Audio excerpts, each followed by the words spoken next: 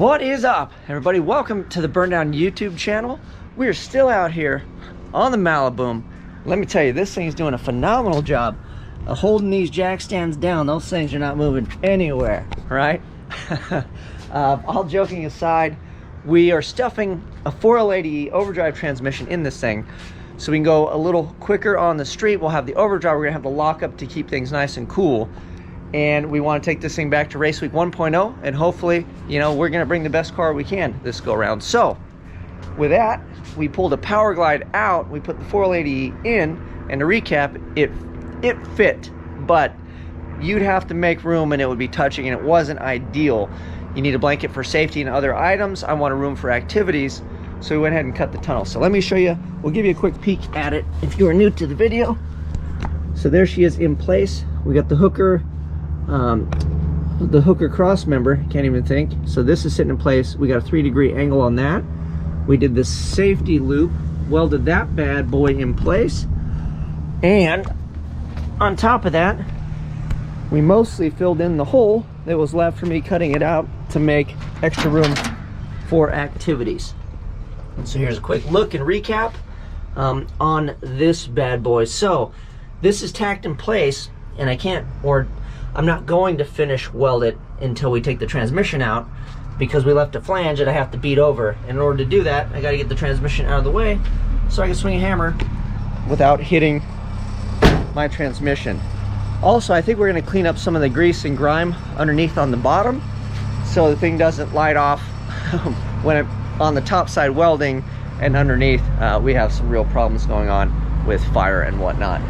It does happen. So this thing has been greased down and oiled down over the years underneath, so I think I'm going to clean a good safety margin as well when we take the transmission out, so we're not welding on the top side wondering where the smoke's coming from, and it's because the car is burning from underneath. So we will do that. You know, safety first, you got to be mindful of things. But we are going to measure, we're going to slide this back in. I talked to the driveline shop that's going to be doing the cut, so we will put this in and we'll do the correct pull out, which should be 3/4 of an inch, and we're going to measure center on center, and that will be for the driveline cut. I'm going to show you guys how we do that. Should be pretty straightforward and simple, but if you've never done it, there's plenty of guys on here that have never had a custom driveline made or had one cut down or any of that sort of stuff. So we'll show you that. It's simple enough, but hopefully, you know, you guys get to see that for the people that need to. And then we're going to pull everything out, and we'll kind of take a peek underneath and see how ugly it looks with it unfinished, with me just stuffing things in and bending them over my thigh and tack welding it, because it looks fantastic from the top side. But the bottom side, I'll show you the flanges and stuff, and then we can maybe go in there and cut things up and kind of clean the bottom up, so that way when we get to do the finish weld portion, like I said, we don't burn the car up in the driveway, because that, my wife would not appreciate that. So that's what we're gonna work on today. Let's jump underneath, get this driveline measured, so we can get this thing pulled out before I melt. All right, we're up under the boom. We got our Sonic's yoke. So what you wanna do is I'm gonna install it vertical, and we'll put it all the way in, right? So this would be bottomed out. You'll hear it, it'll clunk. Bam, that thing's bottomed out. The reason you need pull out is the circle, suspension actually works on a circle. It's just a portion of a circle, but when the suspension moves up and down, it changes the length of the drive shaft, right? Because you're on a radius.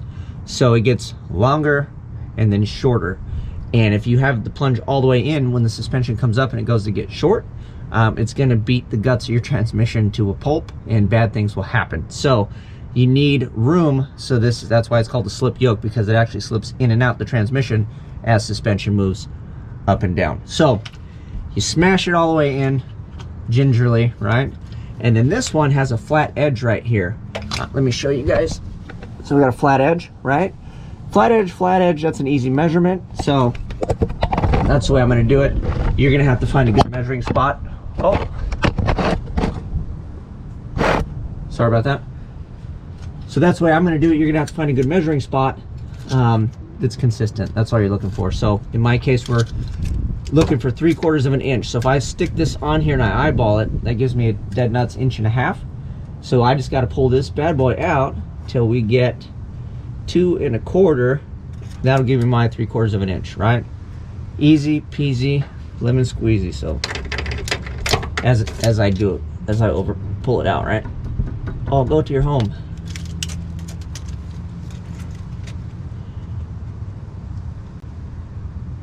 So there you go. So we got 1.5 inches, and then 1, 2. So yeah. So we went from 1.5 inches to 2 1/4 on this flange here. That's my 3/4 inch of a pull out.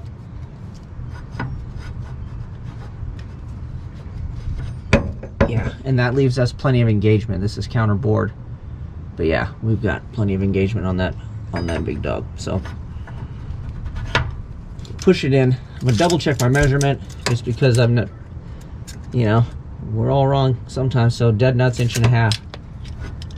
So we're just looking for that 2 1/4, which is, let's do it one more time. Oh geez, come on, 2 1/4, work with me.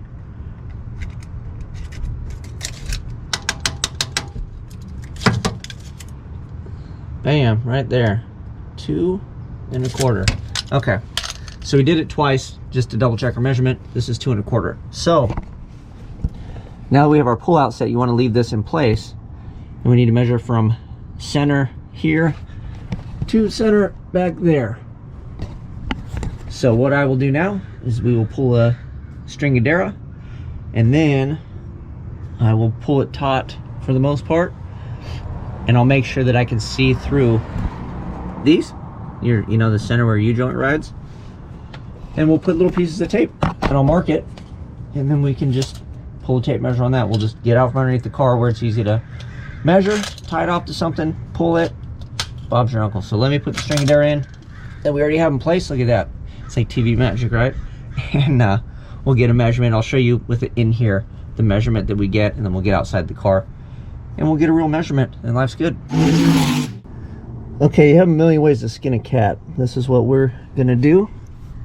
So I put a piece of tape over this, and I split the U-joint visually, right? So this edge, and I can write with a marker before I take this out. Just give myself an arrow. I mean, it's pretty obvious, but from there, right, we made the mark. And then on this one, I just basically looked up underneath through this guy. So if you were centered and you just eyeballed it, boom, same deal, right? So again, if we're off a 1/16 or something, whatever. The other thing I do want to make a note of is it is on its wheels. There's no jacks or anything. And if there was jacks underneath here, you'd need jacks under the axle because you want the load and the weight of the vehicle on your suspension when you do this, right? So having it jacked up is probably not ideal, but it's not the end of the world, I don't think, because we still have weight on the rear suspension, right? So we'll be in the ballpark. But that's it. Let me pull this out and we'll get a measurement on it. Look at that. This is the kind of quality content you guys are getting here from Burndown. So just around 57. Let me put the camera down and get, see when you try to be cool and see if you can do it one-handed. So let's see. Yeah, so 57. We're going 57. So the string is taut. Bada boom, bada bing. So 57 on the dot, boys. Ta-da! All right, not bad for an afternoon, right? So there's some of the flange hanging out. You see where it wraps around, but here's a nice thing about tack welding it. You can see all the spot welds, right? See the heat coming through?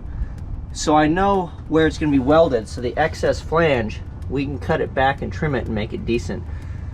It looks like we've got plenty of flange to kind of work with and cut back and make nice. And then like up in here, you know, we'll just beat that up.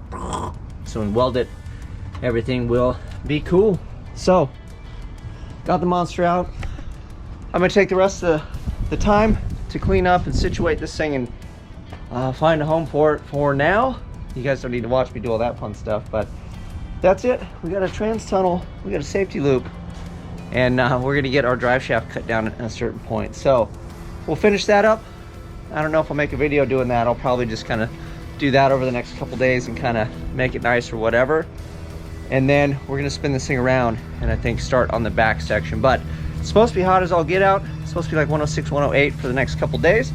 And if it is that hot, I'm just gonna use my energy to get normal life work stuff done and I ain't trying to kill myself trying to get this thing done, because we're not technically in a hurry. We're always under the gun and we want to make progress. But if I'm dead, I can't really make any progress on it. So if it's too hot, we'll just make videos as they come out. So this week might be a little bit light on videos, but you guys bear with me.